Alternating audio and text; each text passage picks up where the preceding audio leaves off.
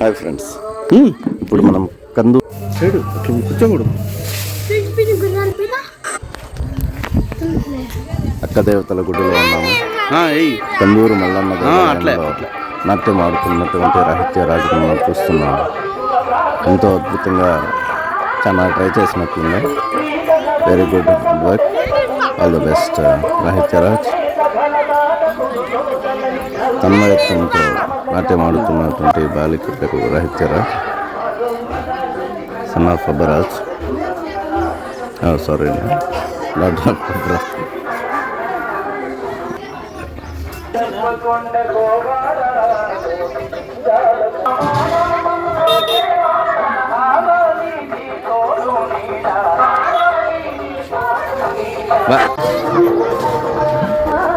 లోపల మహాశివుని మనం దర్శించుకుంటున్నాం. మల్లేశ్వర స్వామి రూపాన్ని మనం దర్శించుకుంటున్నాం.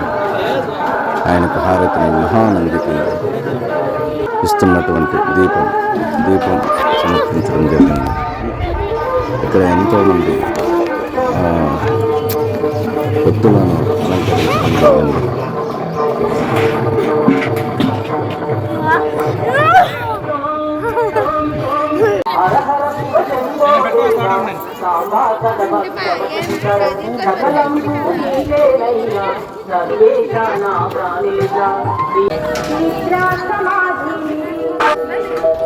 చూస్తున్నారుగా ఓంకారాన్ని,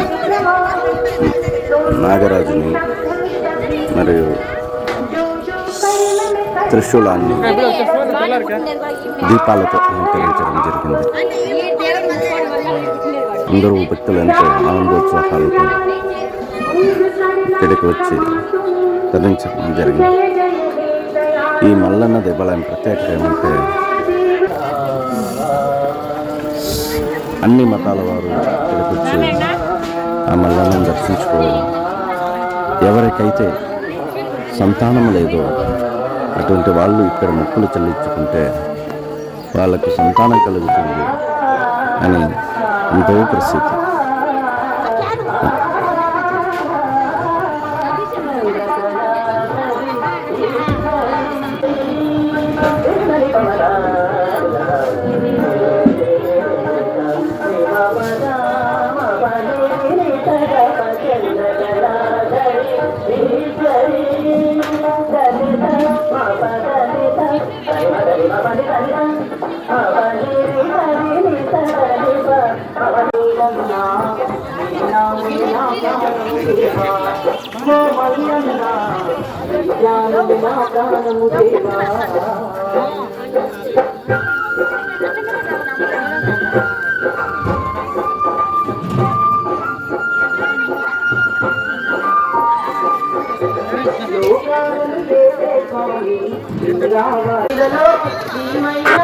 ఇప్పుడు మనం మల్లన్న దేవాలయంలో అఖండ జ్యోతిని చూస్తున్నాం. ఇది ఉత్సవం ప్రారంభమైనప్పటి నుండి ఉత్సవాలు పూర్తయ్యేంత వరకు ఈ అఖండ జ్యోతి అనేది వెలుగుతూనే ఉంటుంది.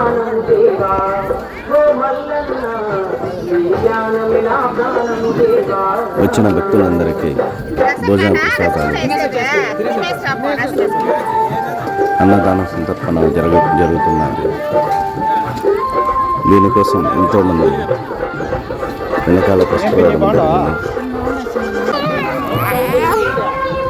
ఎంతో రుచికరమైన ఆనందకరమైనటువంటి భోజనాన్ని ఇక్కడ ఎంతో భక్తి పారవశ్యంతో ఇక్కడ పెట్టడం జరుగుతున్నది.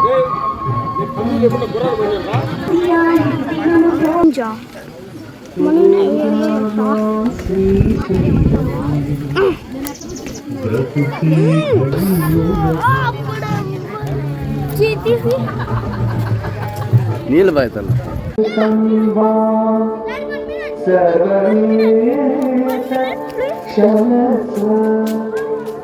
జయ జయ కరుణాభే శ్రీ మహాదేవ శంభో.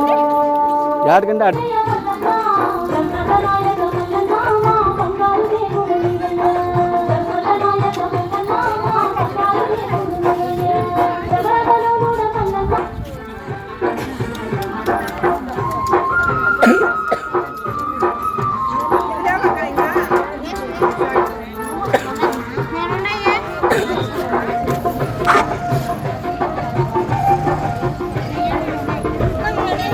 ఇక్కడ రాత్రిపూట జరిగే హరికథ కాలక్షేపానికి ఏర్పాట్లు చేయడం జరిగింది.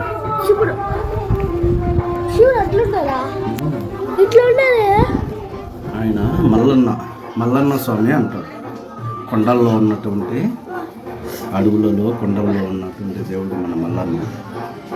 కొండ ప్రజలను రక్షించేది. శివుడిలో ఎందుకు తయారు చేసినాడు?